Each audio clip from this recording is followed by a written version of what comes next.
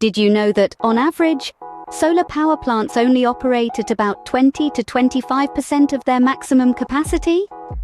It's a surprising fact, considering the vast energy potential of our sun. This discrepancy is due to the capacity factor of solar power plants, a critical measurement that reflects their actual output compared to their potential output. Imagine a solar power plant gleaming under the clear blue sky. It's a marvel of engineering, harnessing the sun's energy to generate electricity. But its output isn't as constant as the sun itself. Why is that? Firstly, the orientation of the panels and their tracking systems matter. These systems adjust the angle of the panels to follow the sun's course across the sky, optimizing energy capture. But even the sunniest location can have shadows. Nearby structures, trees, or other obstructions can shade the panels, reducing their efficiency. That's why careful site selection and design are crucial. Then there's the issue of temperature. As temperatures rise, solar panel efficiency tends to decrease. High temperatures can lead to heat losses and reduce the overall energy output.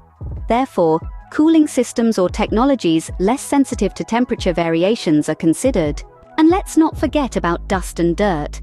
These particles can accumulate on the panels, reducing their efficiency.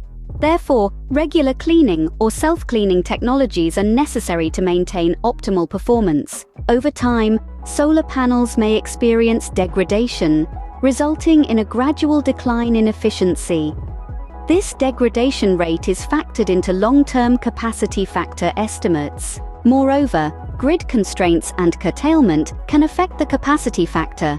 If a solar power plant produces more electricity than the grid can accommodate, the effective capacity factor decreases. Economic viability and financing terms can also influence the capacity factor.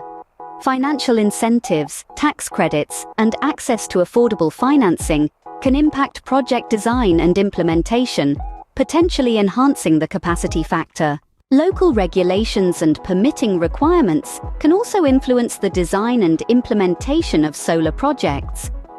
Complying with these regulations can impact the choice of technology, project size, and other factors that contribute to the capacity factor. Engaging with local communities and stakeholders is increasingly important in project development. Social considerations, such as land use agreements and environmental impact assessments, can influence project design and capacity factor. Incorporating energy storage solutions allows solar power plants to store excess energy for later use, smoothing out power generation fluctuations and enhancing the capacity factor. And finally, combining solar power with other renewable energy sources or complementary technologies can provide a more consistent and reliable power output, affecting the overall capacity factor.